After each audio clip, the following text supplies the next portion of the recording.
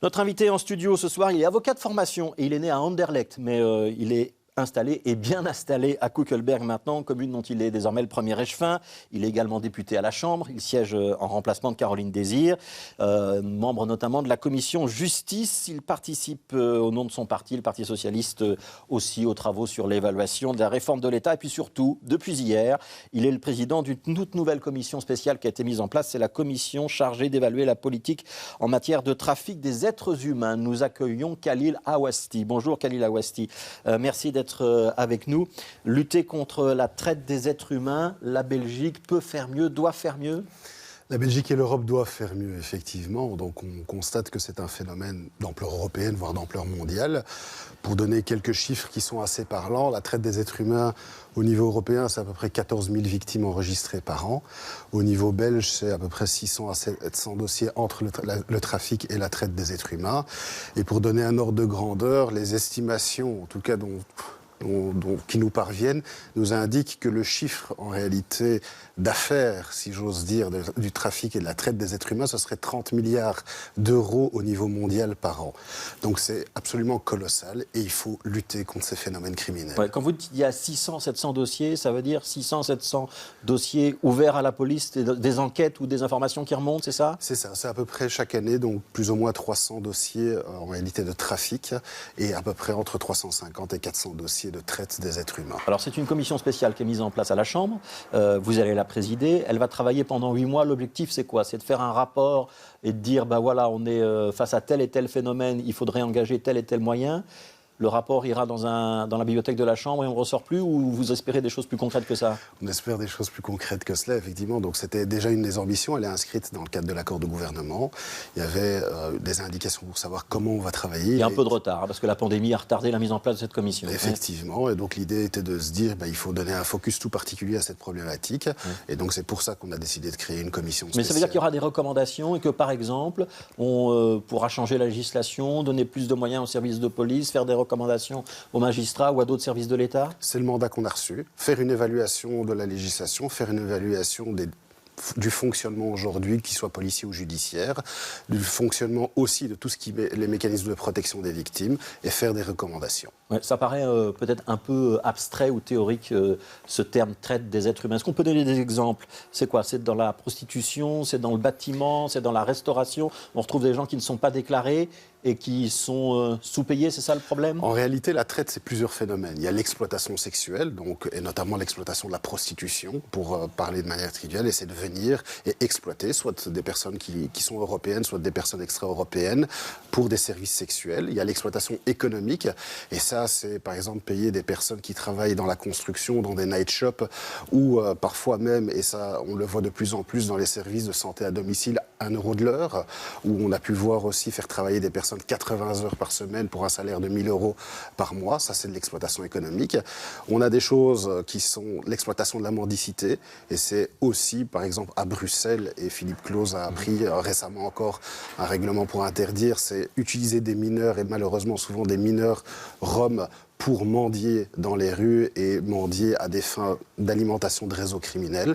Et ça peut être aussi le prélèvement forcé d'organes, des choses aussi horribles que cela, effectivement. Ouais. Est-ce qu'on a les moyens de lutter contre ça? Quand on parle de la mendicité, par exemple, ou quand on parle de ce qui va être pratiqué dans le bâtiment, on va se dire parfois c'est juste du travail au noir, c'est pas si grave que ça.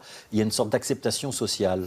Mais il ne faut pas, parce qu'il n'y a pas d'acceptation sociale à avoir. C'est toujours de la criminalité organisée derrière la traite des êtres humains? C'est souvent de la criminalité organisée. Donc très souvent, ce qu'on remarque, c'est dans le cadre de la traite des êtres humains. La traite des êtres humains est un des éléments parmi d'autres, avec du trafic de stupéfiants, parfois du trafic d'armes, des réseaux organisés. Et donc la traite des êtres humains fait souvent, malheureusement, partie d'un circuit et de bandes organisées. Oui. Je prends l'exemple de la construction ou de la restauration.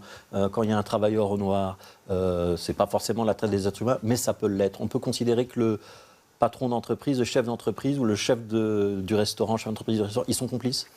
Et ils sont surtout auteurs, si on exploite des personnes, si on les loge dans des taudis, si on les fait venir... Si on ne les déclare pas? Si on ne les déclare pas. Donc si on les fait venir d'abord de l'Est de l'Europe, on les loge dans des taudis et on les paye 3 euros de l'heure, ils sont surtout auteurs d'un mécanisme de traite. Ils risquent quoi?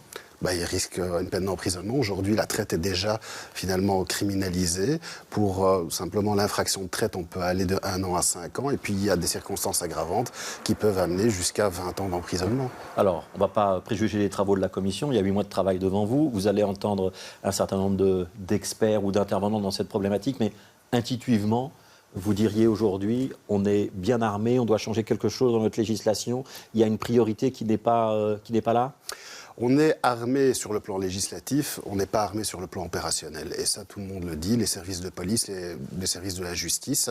On prend par exemple ici à Bruxelles, en matière par exemple d'exploitation sexuelle et d'exploitation économique, on a à peine une dizaine d'agents de la police judiciaire qui travaillent sur ces matières et 2 uniquement sur l'exploitation économique. C'est largement insuffisant pour traiter l'ensemble des dossiers. Et donc il y a des dossiers qui sont malheureusement mis au frigo, faute de moyens humains pour pouvoir poursuivre. Il faut une coopération transfrontalière ou internationale quand on aborde ces dossiers-là. Je prends le cas de la mendicité organisée. On voit tous des familles avec des jeunes enfants. Donc la ville de Bruxelles, vous venez de faire allusion, a décidé que la mendicité des mineurs allait être interdite. Ça va permettre aux policiers d'intervenir. Si on a affaire à un réseau international, ça ne sert pas à grand-chose d'arrêter les pauvres gens qui sont ici parce que ce sont les victimes. Le commanditaire, il est souvent à l'étranger. Oui, il y a de la coopération internationale et c'est d'ailleurs pour ça que dans le cadre des travaux de la Commission, il a été décidé finalement d'inviter Eurojust notamment et l'organisme européen, qui est l'organisme européen de la police et de la justice, les organismes européens de la police et de la justice, pour pouvoir les entendre et pour pouvoir voir comment améliorer ces collaborations transfrontalières. Voilà, donc 8 mois de travaux pour cette commission. Vous êtes également membre de la commission justice. Cette justice, elle a encore les moyens de lutter contre la délinquance financière ou pas ? Ça, c'est un vrai problème, effectivement. Donc, on l'a vu déjà dans la... Je vous pose cette question parce qu'il y a un grand article dans le journal Le Soir ce matin qui annonce qu'il y a plus de 50 enquêtes qui sont mises à l'arrêt, en tout cas jugées non prioritaires pour l'instant parce qu'il n'y a pas les moyens de les traiter. Oui, tout à fait. Et on a eu la première alerte, je pense, lors de la mercuriale du procureur général d'Elmul. Depuis lors, il y a eu des expressions aussi. Niasso de la Serna, je pense, procureur général aussi, s'est exprimé. Et donc, on doit constater, et on a constaté qu'on a une fameuse commission, en réalité, de classement qui permet de définir si un dossier porte le numéro 1, 2 ou 3 en fonction de la priorité qu'on lui donne et qu'à Bruxelles, 20% des dossiers en criminalité financière sont automatiquement classés ou vraisemblablement le seront. Ouais. Et ça, c'est inadmissible parce que la criminalité financière, c'est ce qui permet aussi de financer les services publics et il faut pouvoir lutter contre cette criminalité financière. Ça veut dire quoi ? Ça veut dire qu'on doit investir davantage dans la magistrature, dans les magistrats, mais aussi dans la police, dans les enquêteurs ? Il faut investir davantage dans la magistrature, il faut investir davantage... Vous allez le demander au ministre de l'Intérieur, au ministre de la Justice ? Mais on l'a demandé et c'est encore pas plus tard que ce matin, il y a eu une discussion en réalité sur le renforcement des missions de l'OCSC. Et donc, dans ce cadre-là, le ministre de la Justice nous a indiqué qu'il avait requis au commissaire général l'engagement finalement de 195 agents de police supplémentaires pour lutter contre la criminalité financière. Et il nous a indiqué qu'il était sans réponse à ce jour, ce qui est assez interpellant. Donc il va falloir effectivement creuser cette affaire et voir les moyens demandés et les renforts policiers et les renforts en matière de magistrats doivent pouvoir être mis à disposition le plus rapidement possible pour lutter contre cela. Alors, jeudi, à la Chambre, il y aura une audition importante, c'est celle du président ukrainien Volodymyr Zelensky. Je dis importante parce que les choses sont peut-être en train de se dénouer, ou en tout cas de progresser sur le plan diplomatique.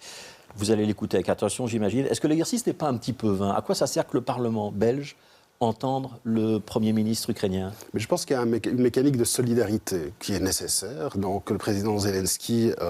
avec ses ministres, finalement, tient les institutions démocratiques, a décidé de rester en Ukraine, a décidé de continuer la lutte sur le plan armé contre l'agresseur russe et sur le plan démocratique en maintenant des institutions en place. Il a demandé à être entendu par différents parlements. C'est lui qui a demandé ?